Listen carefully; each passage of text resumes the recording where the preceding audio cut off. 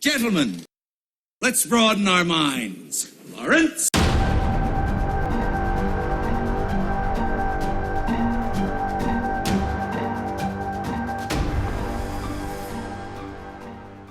So, I guess we're going to move on to TV shows now? Yep, some television. Alright, so this week, no more Powers because I fucking quit. And we will be replacing our Powers segment with a new show that just started on Netflix, Voltron. Yep. Which, what, do you watch the first 3 I watched episodes? the first 3 episodes. As did I. Yeah, I really enjoy it. I watched some episodes when I was younger, like really young, so I don't really remember a lot. Yeah, honestly, I was going to say that too. I was like, I used to watch Voltron as a kid, but like, I don't remember the plot. Mm-hmm. I have no idea. I don't remember even if the characters' names are the same. All I know is that they wear the same colors and they're still in giant mech lions that combine into a giant fighting robot, which is all the fucking... That's all the motivation I need to watch this show. Yep.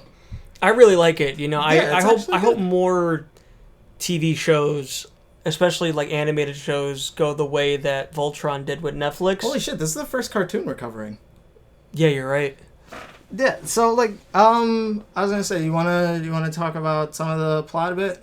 I mean, there's really not a whole hell of a lot of plot to follow. It's basically, if you've ever seen Mighty Morphin Power Rangers, like the first episode, then you've seen Voltron. Yeah, because you have the 5 teenagers with attitude. Yeah, you have the all color coded, by the way. They were conveniently wearing the colors of. I was like, I wonder which one's gonna be in which lion. Because you have the fat, lovable one, you have the smart ass, you have the geek, you have like the loner. And then you have I'm covering it all.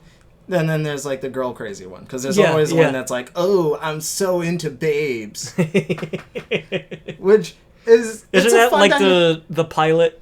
That's the pilot guy, right? Yeah, they're and like him and the hothead have a little rivalry, which is it's funny at times, but it can get a little grating. I mean, I do enjoy the show, but I like the animation too. Yeah, the animation I was gonna say really sharp. Yeah, it's kind of got that, like, you know, it's got an anime feel to it, which Voltron was actually originally from Japan, translated into English. So it makes sense. It's got a princess, I think. Yeah, right? Yeah. I love how she looks basically like a darker skinned Princess Zelda. She really does. Tell me she doesn't look like Zelda. She's got the pointy ears. That was great when they first find her, and she, like, you think that she's actually like kind of into Lance, I think his name was. You think she's kind of into Lance, and she's just like, the hell's wrong with your ears? Yeah. That was pretty funny. Yeah, there's definitely a lot of humor in this show, which I like. It's fun. It's definitely a little bit more geared towards kids. Yeah, but you know, what do you expect? You know what? I hope that, because I once again, I don't really remember the 80s cartoon that well. Yeah. But I think this is a bit more a little bit less cheesy, I want to say. I'm not sure. I really wish I remembered the Please original correct Voltron, me if you're listening and you're a Voltron. big fan of it. Please correct me if I'm wrong. I apologize. I just kind of hope they really do this with Power Rangers and, you know, other things like that. Like, you know, they kind of are in between cheesy and serious, like but not too serious, because it's a freaking show about 5 freaking robots that combine into a giant robot. It's, you know, it's fun. It's a fun show. Yeah. Although I have to say, I do want to give credit to the voice actors. Yeah, they're good. Because I was looking at it while I was watching it. I was like, some of these voices sound familiar. There's a lot of people in there that you'll know, like Cree Summer. She voices one of the villains. She was Susie in Rugrats. Oh, cool. And number 5 on Kids Next Door. Oh, that's cool. She does a lot of voices on basically every TV show that we watched growing up as a kid. So it's really great that she's, you know, still just as active now as she was then. And also, speaking of The Walking Dead from earlier, Stephen Ewan is one of the... I can't remember which character he is, but he does a voice on that show. Stephen Ewan, he's Glenn. Oh, wow. I didn't know that. Yeah, he does the voice of... I can't remember. I think it's the red guy, Keith. Oh, that's cool. Yeah. Is that the super serious one, or he's like the rebel, the one that like flunked out, and they keep calling back to that. It's like, well, you flunked out. Oh, okay, Yeah, gotcha. Okay, all right, yeah, that makes sense. Yeah. Well, actually, that doesn't. He doesn't seem like a hothead. I mean, like, that's cool, though. I don't really see it all too often on the show. Like, they just kind of said that he was impulsive, but okay. I mean, like, that first chase scene was kind of cool. It was. That kind of gave, credence to him being impulsive, just jumping off the cliff like that. Yeah. I did like the character that was with the princess. What's his name? With the mustache. I can't remember. Coran. Yeah, he was cool. He was funny. Yeah, he's a little annoying, honestly. Mm-hmm. But like I said, I understand the need for such levity on this show because it's more so geared towards children. Yeah. I can totally see that. I have to say I do like the story that they have going between I think it's Pidge, the green one, like the nerdy guy. Yeah. And is that a guy or a girl? Exactly, that's what I was gonna say. And I thought it was a girl. At the end of episode 3, because he always has this picture, and it's like, a guy. It's a girl.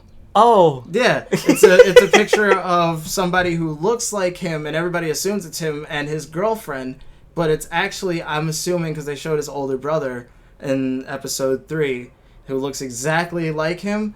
I'm pretty sure that was his older brother in the picture standing with him, who is actually a girl. It's a man, baby. That's a man, baby.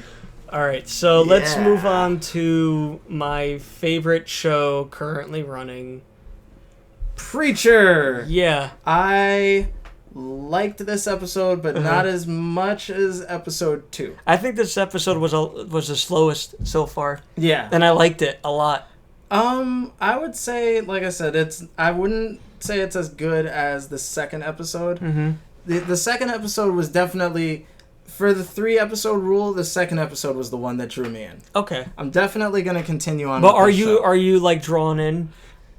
It's still I'm going to have to separate it from the comics. Okay. Exactly. That's what you got to do. It's its own thing. That's what you have to do, man. I mean, Walking Dead is the perfect example. Yeah. Think of it this way. You have 2 different ways to look at a story. Yeah, a story that I actually like both tellings of. Mm-hmm. Unlike The Walking Dead, where it's like, I like the comic book more than the show. This one, I can say I like the comic book just a little bit more than the show, but it's not so much that it's like I hate the show.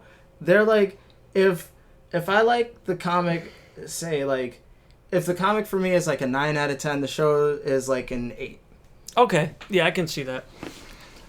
This week was, like you said, it was a slower episode. Jesse knows that he has the Word of God, which is a fun.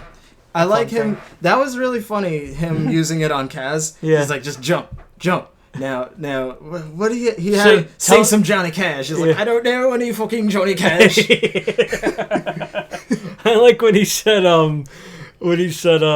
tell me a secret, and he went, I like Justin Bieber. Fuck.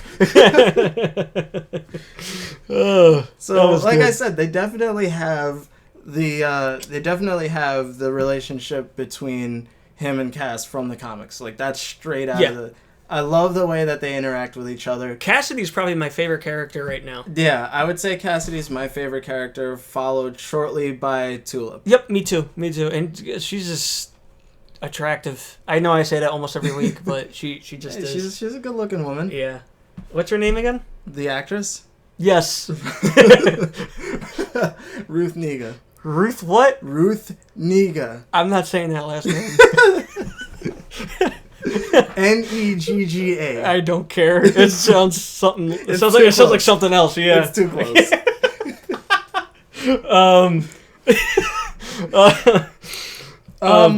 I would say this week definitely came closer to Jesse from the comics, especially in that scene with him, and I can't remember the guy's name, but he broke his arm, right? Mm-hmm, the guy that I thought he was gonna kill him. I thought he was gonna kill him too, and like I said, there's a difference between the show and the comic. But oh shit, we forgot to say spoilers. We did. We did forget to say spoilers. God, but I mean, we haven't really spoiled a lot, actually. Yeah, you're right. Although we did spoil the reveal on Voltron. But that's neither here nor there. Motherfucker. But it's spoilers, by the way.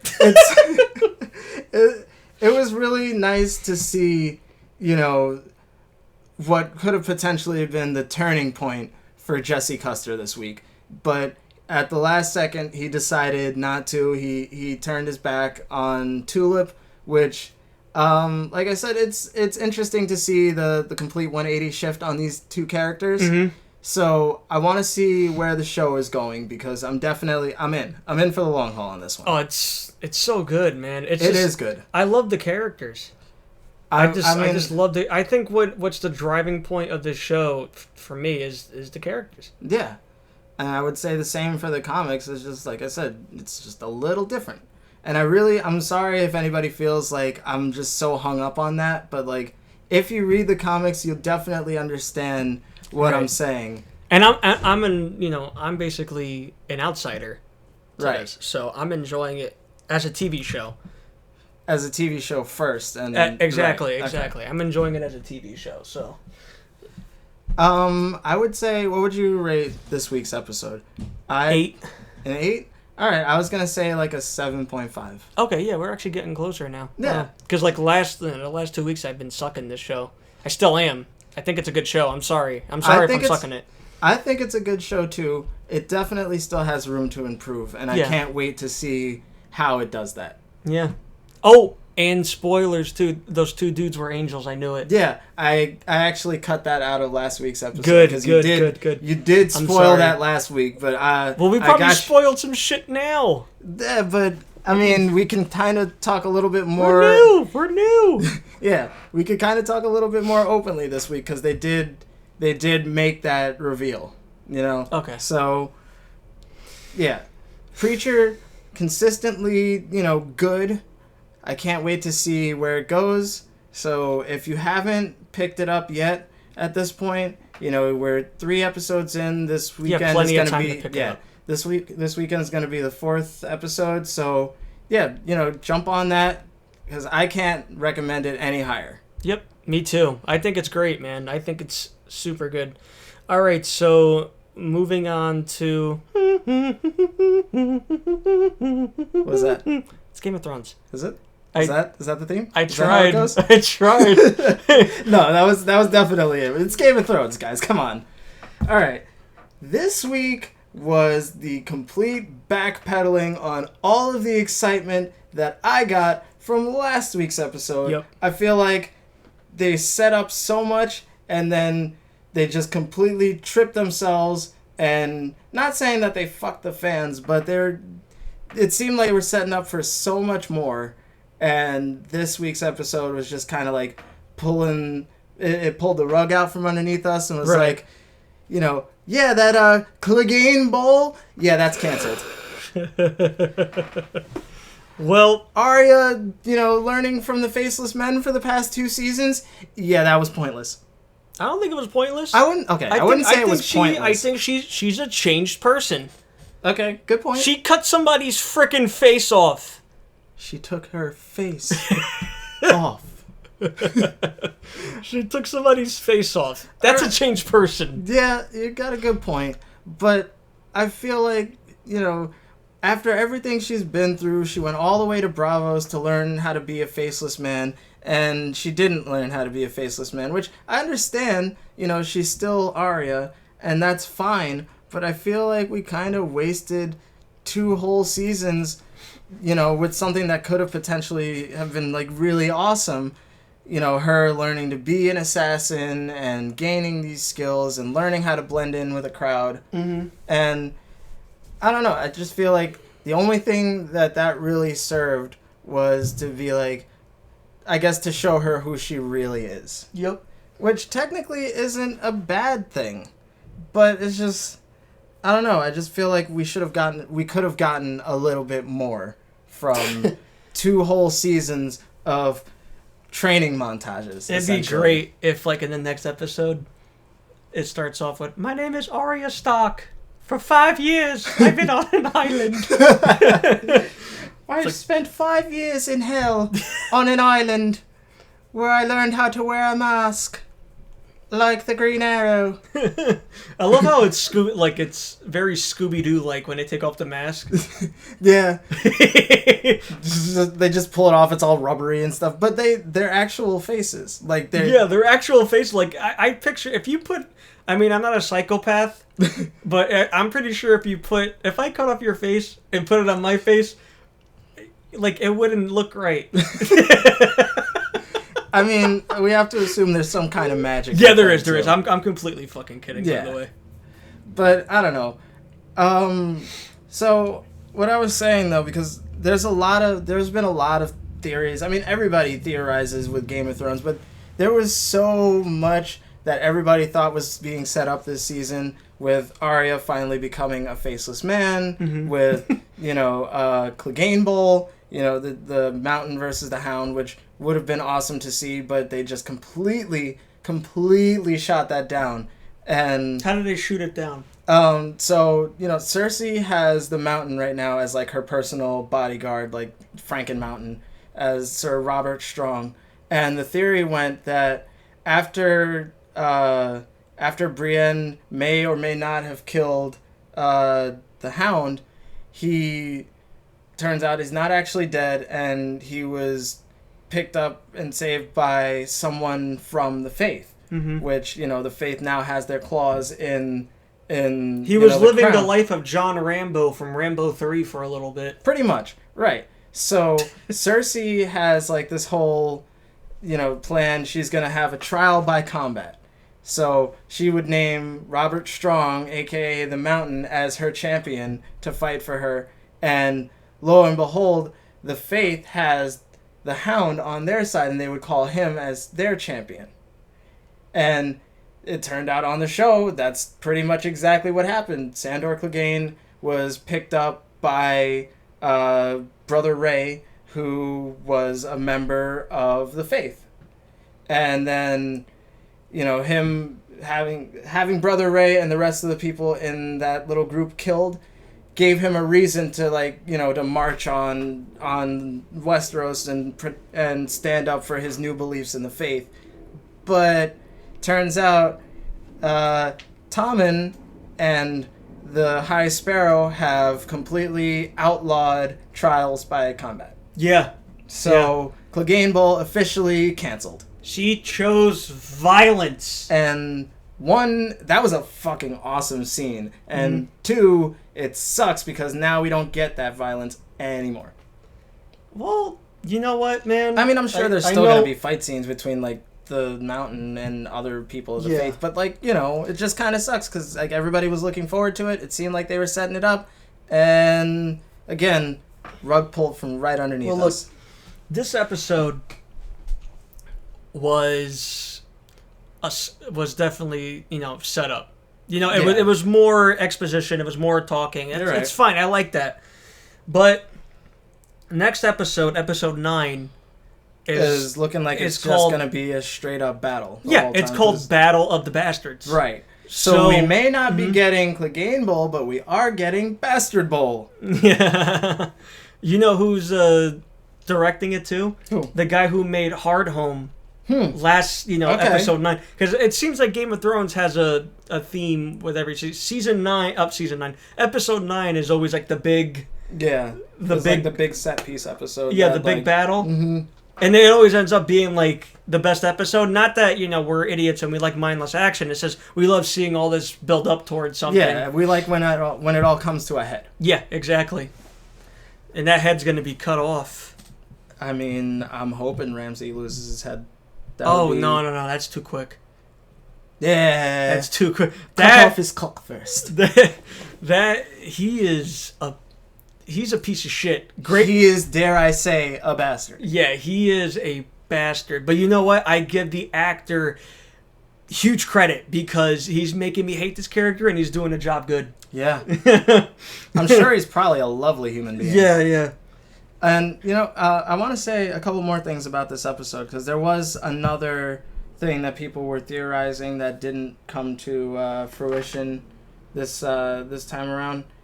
A lot of people were theorizing that Lady Stoneheart would finally get onto the show, which, if you guys don't know anything about Lady Stoneheart, now would probably be a good time to tune out, because I'm about to spoil some straight up shit. You ready for this? Mm-hmm. Do you know the whole Lady Stoneheart thing? I do not know Lady Stoneheart. Alright, so do you care? Because I won't spoil it if you don't know, or if you don't want to know. Do you think it's gonna... It's probably not gonna happen on the show ever. Are you planning on reading the books? I just turned into Tina. Are you planning on reading the books? No.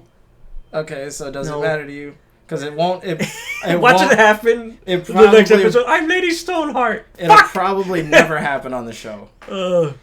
If they haven't done it already, it probably won't happen. So okay, Lady Stoneheart is actually a resurrected Catelyn Stark.